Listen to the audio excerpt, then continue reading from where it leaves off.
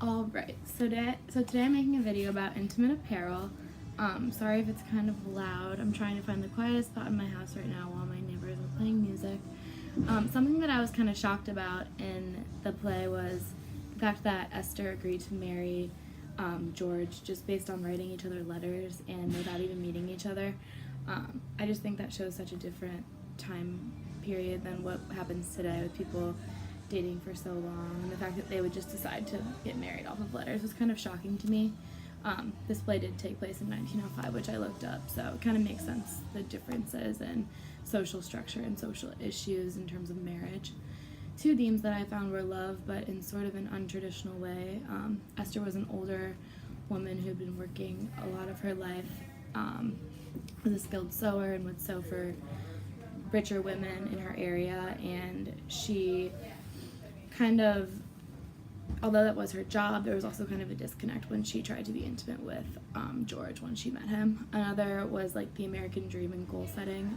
It was her goal to eventually open a beauty parlor, and she had saved money for over 18 years in her quilt, but she was constantly just being set down by people, even her own husband, who told her that she could never do that. Something that I had trouble understanding was the whole concept of like the boarding house where Esther lived before she got married. I had never really heard of that, but I found out that it was kind of a place where unmarried women could live, and they could like rent a room for pretty cheap if they worked there. And a lot of them were going and leaving as they got married, which Esther eventually also did. For the issue of diversity, I think that Esther was kind of portrayed as a very shy woman without much confidence, and I also thought that something notable was when, at the end of each act, when Lynn Nottage referred to them as the unnamed Negro couple.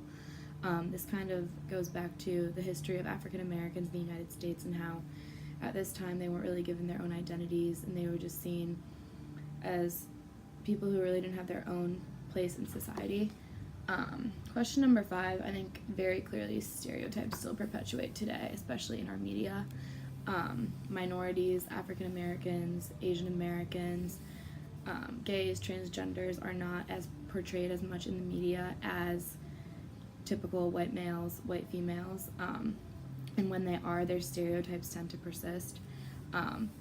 If we think about typical movies where we see an African American male, he's usually as an athlete or something like that. So I think that's how our stereotypes perpetuate today. And we can change this by using these characters as strong, independent people that people can relate with, and use our media as a driving force for change in our country, I think. 2 questions I have.